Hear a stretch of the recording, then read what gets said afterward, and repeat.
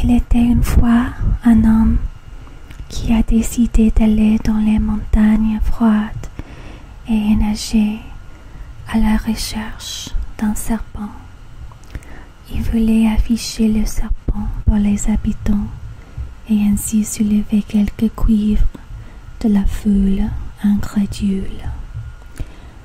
L'homme insensé qu'il était, il a cherché à travers les montagnes et voilà, il a trouvé un terrible dragon et l'air féroce qui semblait tout à fait mort du froid.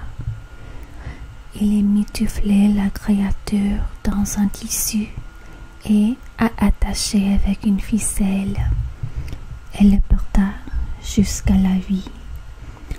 Voir, a-t-il crié aux habitants, voyez ce que j'ai apporté avec beaucoup de difficultés et beaucoup de recherches des montagnes.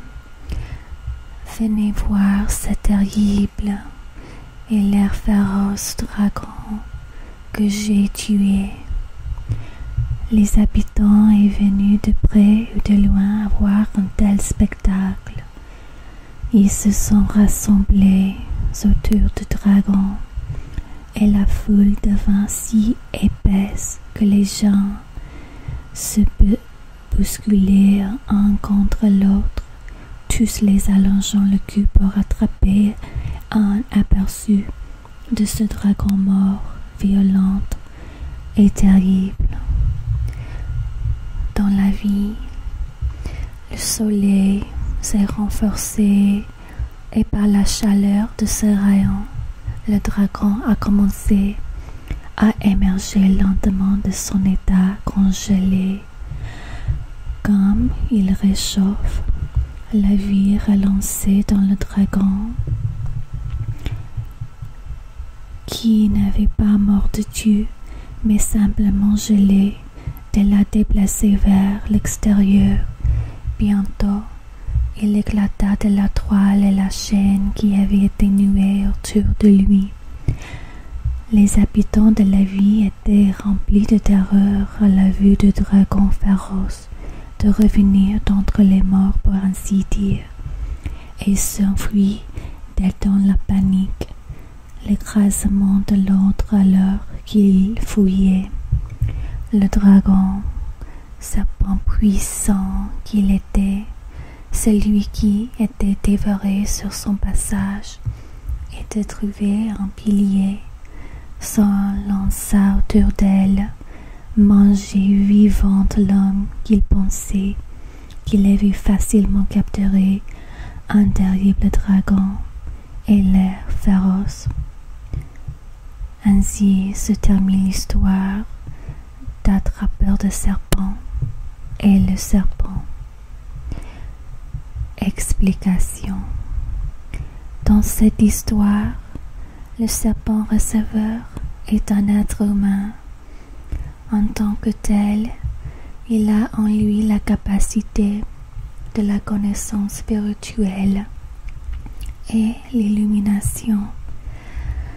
Cependant, attiré par la perspective de gagner la richesse matérielle et la gloire mondaine, il va dans les montagnes enneigées d'attraper un serpent, une créature qui n'a jamais lié d'amitié avec la race humaine. Le serpent est un symbole pour l'âme sensuelle dans les êtres humains. Si lié d'amitié, le serpent sera finalement dévorer ces êtres humains et détruire ainsi leur capacité de croissance spirituelle et de perfection. Le serpent semble tout à fait mort au serpent receveur, mais ce n'est pas vraiment ainsi. C'est simplement que dans les montagnes froides et enneigées, les conditions ne sont pas favorables pour le serpent d'exercer ses tendances naturelles.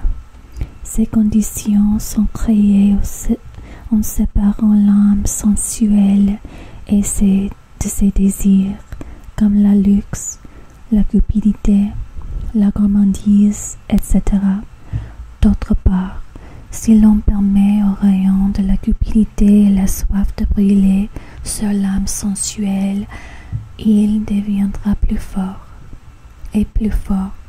de sorte que quelle que soit restriction on peut avoir placée sur l'âme sensuelle, présentera pas de barrière à son démarquer.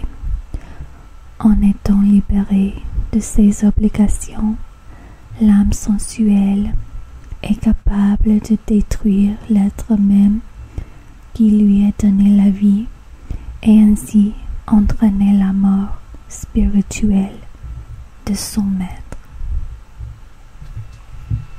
Merci beaucoup d'avoir regardé et à bientôt. Gros bisous.